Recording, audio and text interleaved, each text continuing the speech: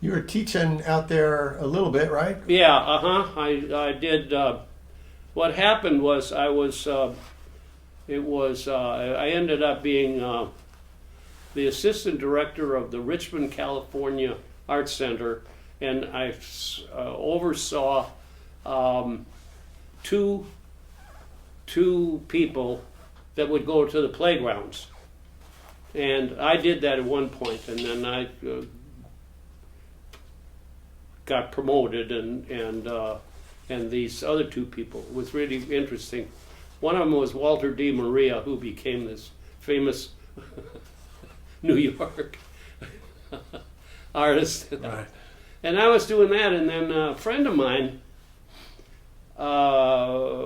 who was a sculptor, he got a job. He had been teaching at the College of Arts and Crafts in Oakland, and he got a job at UC Davis as a sculptor there, and said, "Bruce, I'm leaving there. They need somebody, and go, da da da da da." And I said, "Okay, but it's teaching education." And said, "I don't have an advanced degree in education." So they said, "Okay." So the president had an advanced degree, so he ended up acting as chair of the department, and then I did all the work for the department anyway. So, and I taught art education for a bunch there, and then I ran the Saturday school, and so I taught drawing on Saturday, and a whole bunch of other people were doing that sort of thing. So I did that until I had a show at a gallery in San Francisco, and it was funny because Wayne Thiebaud had a show just before my show, and he didn't sell anything, and I sold one painting, and that whole show of Thiebaud's went to New York, and the rest is history. Wow. Right? Yeah. It went to Alan Stone and just bow. And your buddy went down to Davis. What was Arneson? It wasn't Arneson at Davis? Arneson was there. Yep. Yeah, Bob was there, and some really good people there were there at Davis at that point. Nice printmaker, I forget anyway, but I used to go up there sometimes and excuse me, have lunch with them, and Thiebaud would have a piece of pie that looked just like one of his paintings. Oh man! So how did you end up in Madison? How did that all come about? Well, and so then we got separated anyway, and so I moved to New York, and Well, that's right. You taught at yeah. Hunter, And so again now, Toshiko Takaezu's sister was a director of personnel at the Modern, and I went and saw her and said, I guess I need a job. And so she sent me down to the production guy, and he said, "I think you're totally overqualified for this." I said, "I don't care. I need a job." So I worked with a guy who could hang anything. I mean, I don't know what it was, but he could hang it, and so we hung all the paintings and installed all the sculpture at the museum. Wow. Yeah, the two of us, it was so funny because I was a smoker then, and the two of us smoked in the galleries. Right. Hanging paintings. We're the only smoking. two guys. We're the only two people in the whole place smoking in the Museum of Modern Art. I mean, come on.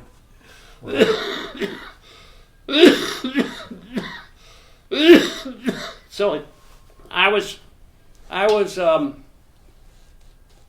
standing outside smoking, and I'm trying to remember his name. Anyway, a guy I knew from California. He taught a bunch of my students in high school there, and he was at Oakland Tech, and he also was a um, artist at Tandem here. Oh. Tandem goes back. How far does Tandem go back? Goes back when I was chair. Bill and I got the last word as Shane was the chancellor was announcing that he was resigning and he was going off to Olin. And before that, it was like, we said, we want to do a press. They said, we have a press. We got the university press. No. This is a press that makes Art. Makes art prints. Oh, that's different. Yeah. Okay, so then we had to go, we did all this stuff, So Got your ducks in a row. And yeah, so Nice. make it part of the art department, basically, or at least a connection, and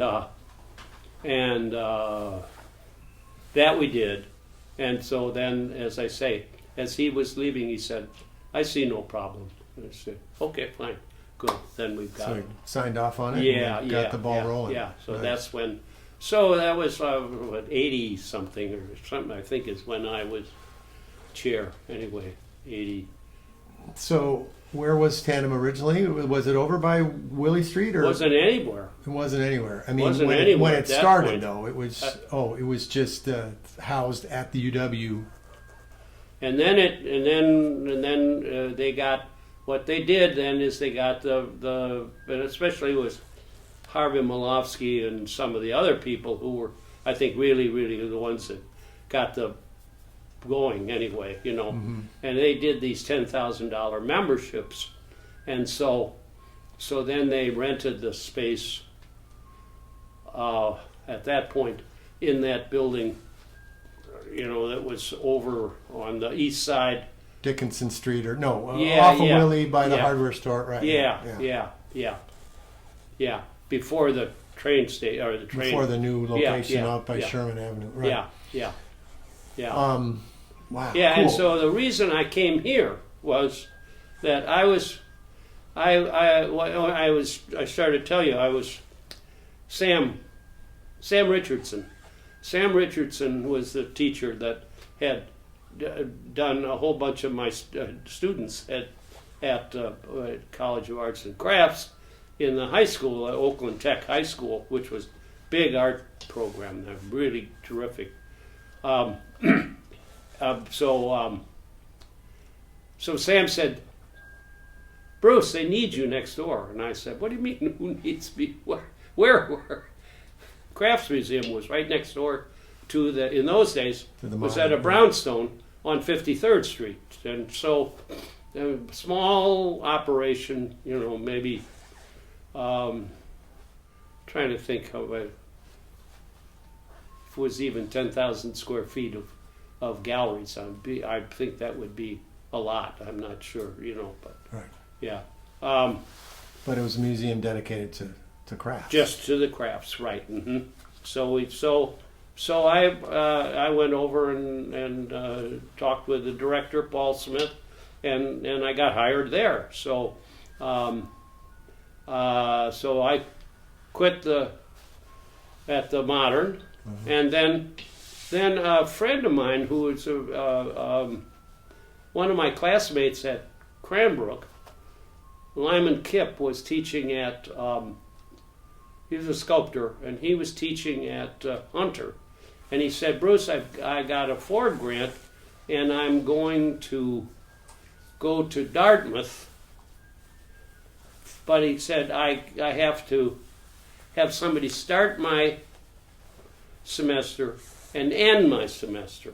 So I said, okay, if it's okay, And so, yeah, we got that all worked out with the chair.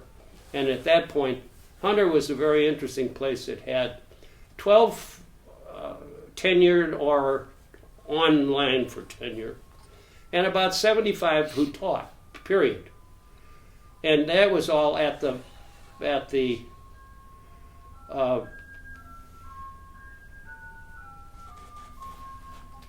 chair did that, in other words.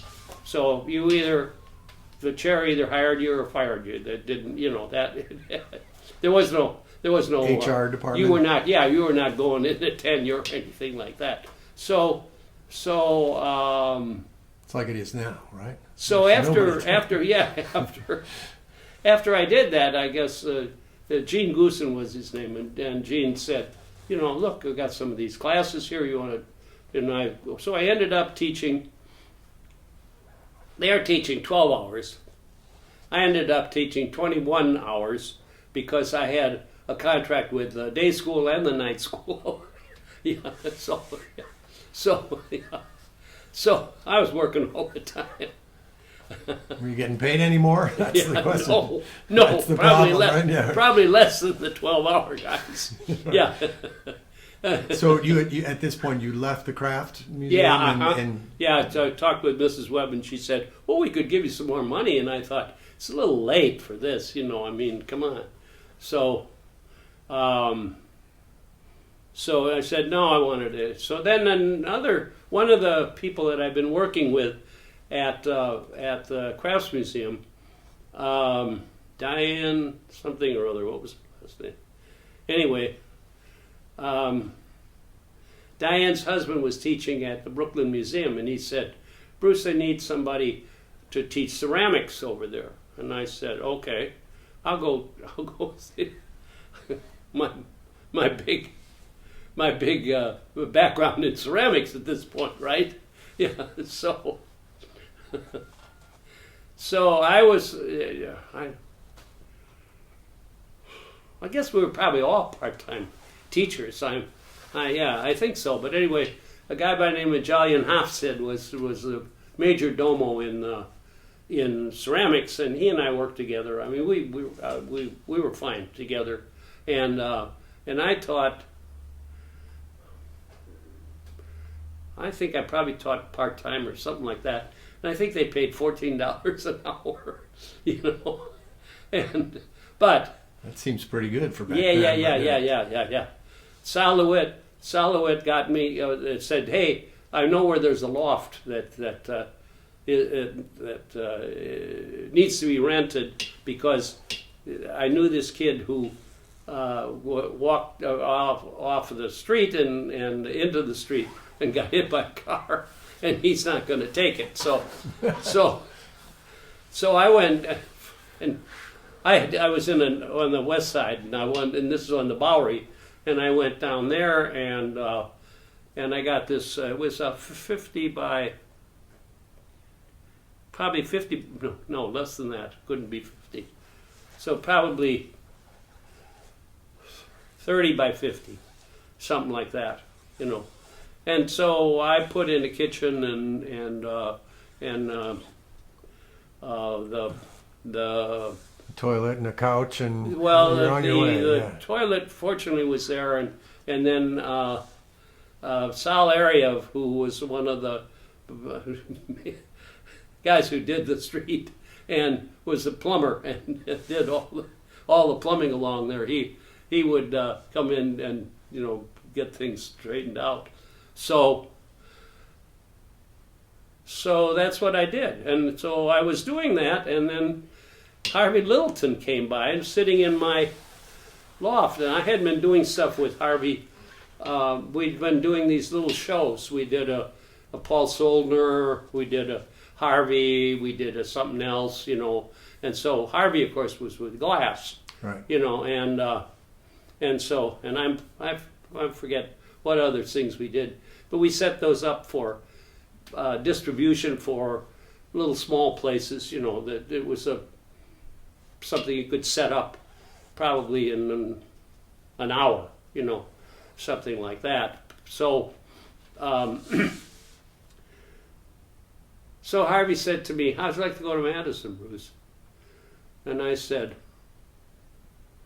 "Geez, I don't know, Harv. I was there once upon a time." Yeah. Road trip to Milwaukee at one point, Yeah, it was. I came up here and looked at the graduate school, and then looked at the place and said, "Christ, there's half the faculty here that there is in Milwaukee, and 2 or 3 of them studied with the people I'm studying with in Milwaukee. Why would I want to go to Madison for second thing at that point, Right. So, because there was, I mean, I think Don Anderson was the first artist that they really got there. The rest were like art educators that, that never had been, So working as an artist. when did the heyday of the UW art department? With Warrington and Yes. and Bill Wiege, Exactly. and Ewan Wrights, Yeah. and Kramer and everybody Yeah. like that was Yeah. that didn't happen till the mid '60s. That's right. Oh yeah. There was interestingly enough, there was a guy, John Guy Falk was the dean of the School of Education, and he came up with this whole idea. He said, "Why don't we have artists teach artists?" So was Harvey? So Harvey said, "Okay, then." Don at that point was trying to get a Don clone in there, and Harvey was real pissed about that. So he said, we got two people teaching ceramics. We might as well have two different people teaching ceramics as to one thing coming out of there. So Wrights preceded you. Yeah, oh yeah, Wrights had been here since 64, I think it was. And so Harvey was teaching glass. Harvey was teaching glass. When did Chihuly? Did Chihuly just do an MFA, or what was he? He didn't do an MFA because he did that at RISD eventually. Okay. Yeah. But he was there studying at some point. Yeah. Wow. Okay. So Don wants to get another guy who's just a romantic with fire, and they got you instead, which you're a perfect complement to Don because we did, and it was so funny because the right brain and the left brain. and it was pretty much it. and it really was too, because we were both born in '29, so we were exactly the same age, and we had similar. I did part of my growing up basically in the country. Right. And he grew up totally in the country. In fact, hardly went to school. He was so in the country. He was a farm boy, right? Yeah. On the other side of New Jersey, the one that looks at Pennsylvania, but Sure. it's total Hills and Appalachia. Woods. Right. Yeah. Right. Yeah. And so not bad. I'm not denigrating it. It's just a wonderful experience for Don, because otherwise, if he was in a school, Well, he came here, didn't he? Like live out near Mesa or somewhere out. yeah. He lived out in the hills anyway. Well, so, first I think Verona, and then they eventually moved to Dodgeville area, somewhere out west. Yeah. Yeah. So. And so that So was. so Harvey lured you to Madison. I came out here and I met my committee, and we went directly to Glenn and Ann's, which is now the Nitty Gritty, and they had a blues band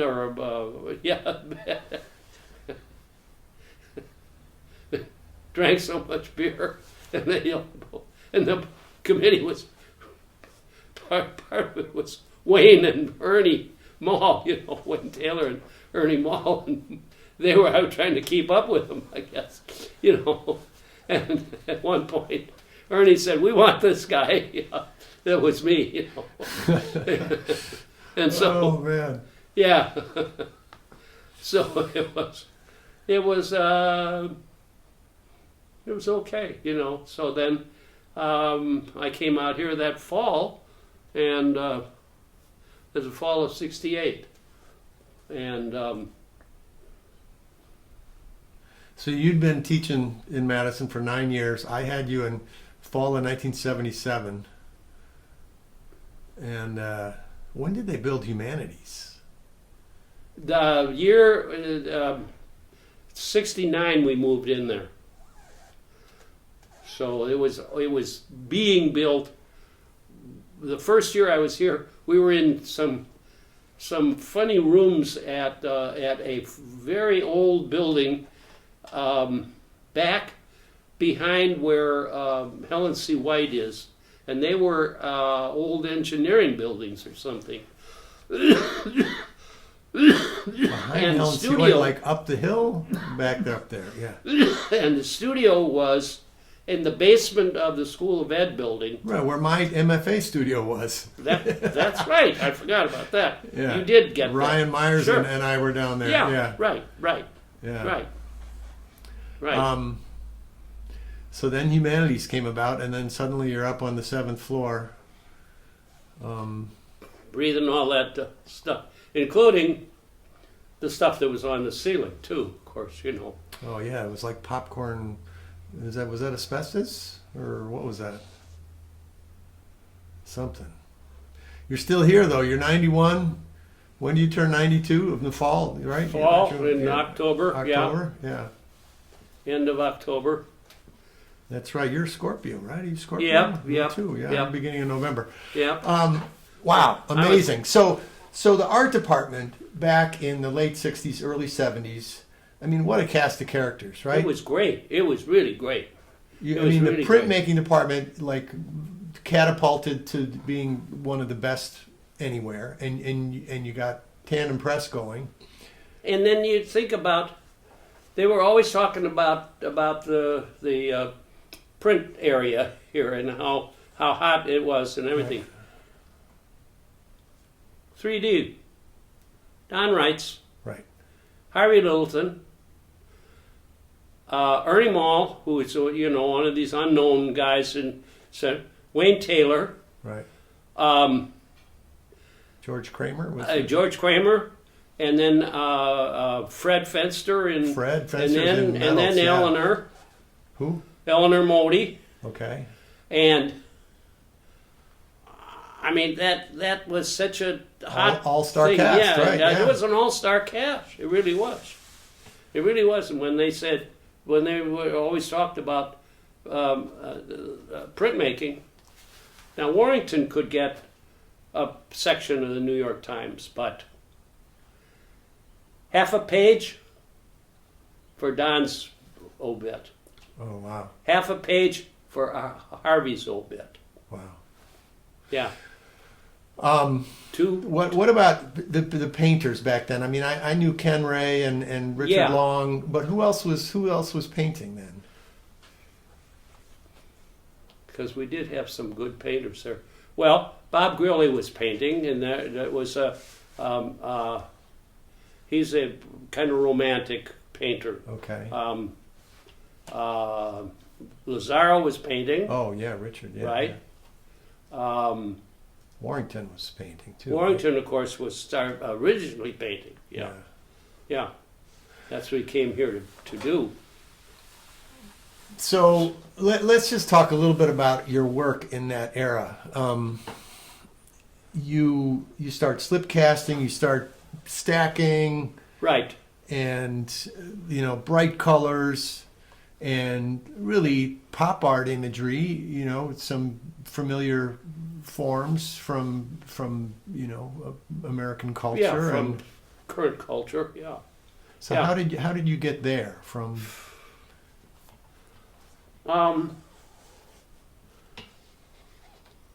I think it was the connection with my. It was interesting because when I the latter part of my 7 years in the Bay Area, I rented a space from Vulcus. So we did. It was like I was, as Ron Nagel called it. He was Batman and I was Kato, So, but interestingly enough, the things that hit me most were the work that Jim Melchert was doing, the work that Nagel was doing, the work that others in Arneson, in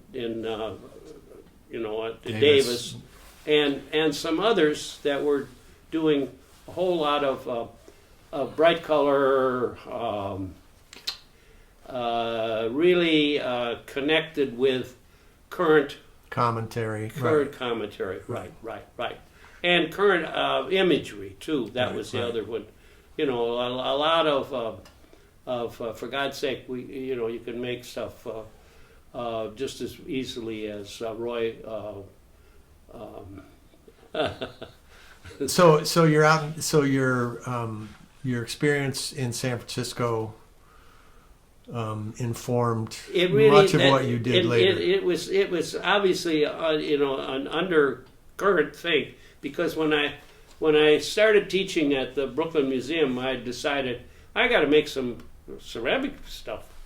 I mean, if I'm going to teach clay there, I mean, for God's sake, I can't be like. And you had been working at the Craft Museum too, so you were well versed in what was going on. I saw more pots than anybody in the whole United States. That's for damn sure, Yeah. And I talked with people, there was a potter who at that point was living in Louisville, and he's a well-known potter who, if I could remember anybody's name, I'd remember it in a moment, but I will. Suzanne has a mug of his, and it was interesting. He used like 4 glazes, and then he could do, dip deep, dip not so deep over here, dip a little less deep over here, and then you could go the other way, and by that you had like what for 4 glazes you had, like 27 colors, right? Infinite number of things, And he said to me, he said, last year, Bruce, I threw 10,000 mugs. He said, Jesus, 10,000. I said, that was only part of the line. That's right. So I decided, I'm not doing that. Right. I might as well get a factory job if I'm doing that, I mean. So that was so another one of those things that really sticks in your brain. And so I was in my whole Don was attracted to clay in the first place because it was physical. And he talked about, that whole kind of thing. But for me, all that stuff is art. It's mental.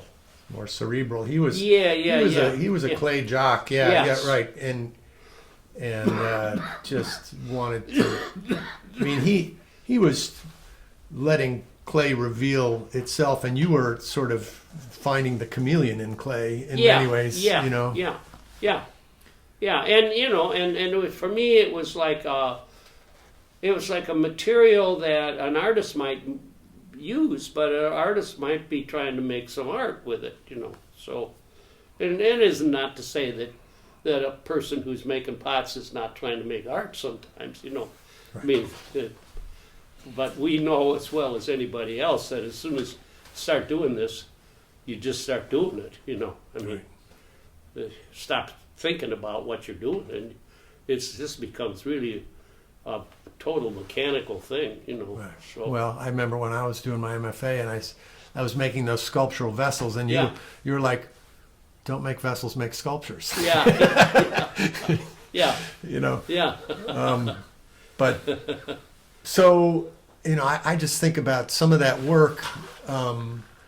And it reminds me. I mean, I'm thinking, Jasper Johns and Frank Stella, and like some of your sculptures were almost sort of Frank Stella paintings in 3D. Yes. The colors, the stripes. Yes. The forms. Yes.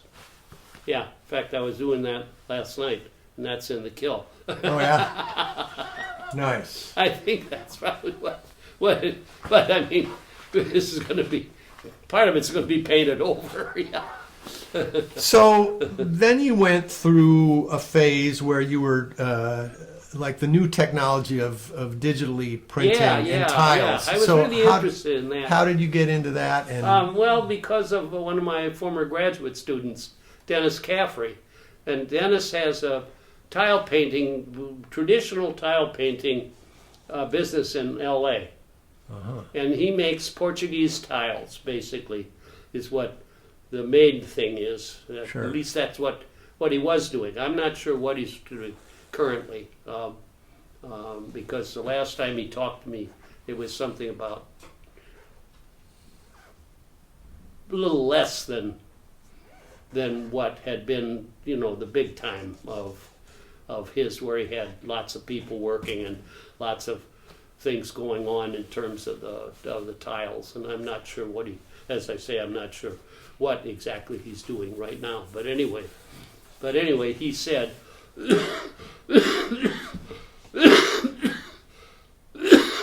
he had seen this process in England.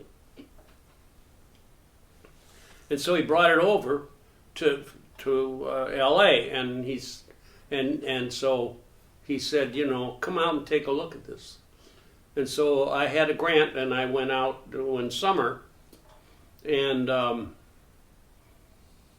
started doing pieces from that then, And that's what they were all tile pieces. Murals. Most of them are still there. Yeah. And underneath on those boxes. Yeah.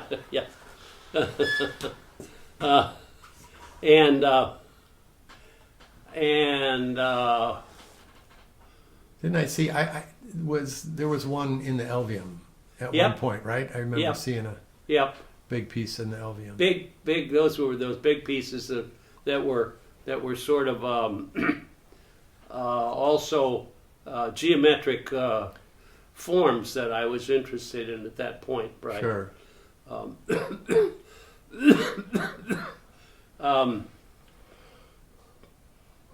But yeah, the digital thing came after that then. Yeah. So where do you see? I mean, you're continuing sort of following your themes that you've got. Yeah, at the moment I'm working on pieces that are like this size. I'm not working on anything. Well, I am at the moment. I've got somewhere there's three. Oh no, where are they? Huh? I don't know. I have three pieces here that are that one's green, and I'm working on that one. One's reddish, and one's something else. I don't know where I put them at the moment, but anyway.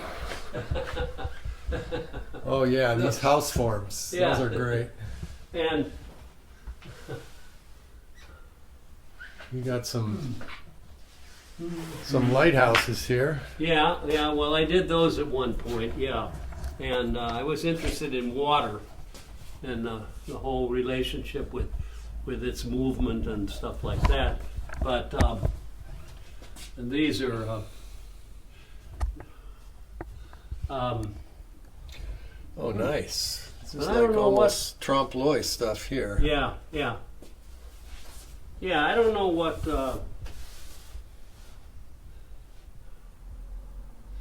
And then the other things that I've been doing are these kind of cup. I call them cup forms, and you can see the whole group there at the lower shelf. Oh, okay. Yeah.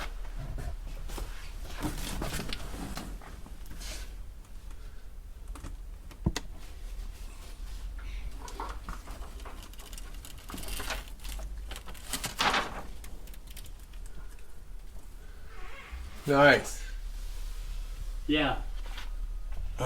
Yeah, that'd be good. He's. Oh, look, stack of lumber here. We got a stack of lumber. Yeah.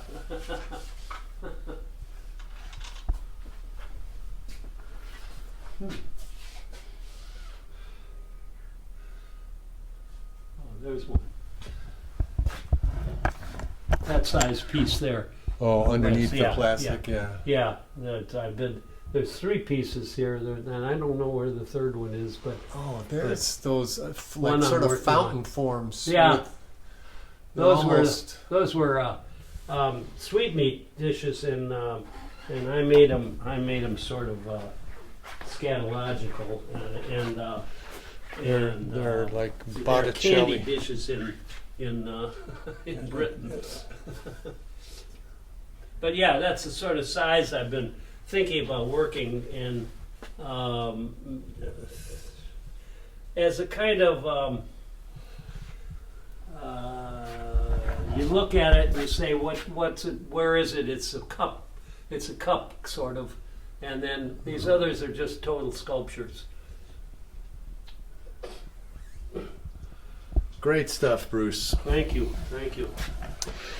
Well, thanks. This is like going to be such a historical document. I'm going to edit this thing together. I'll tighten it up a little bit, but I'm mostly just going to let it roll. It needs a lot. A little tightening up. Bruce always needs a lot of time when it comes to the story. That's okay, though. That's okay. So I have to tell you the backstory too. You know.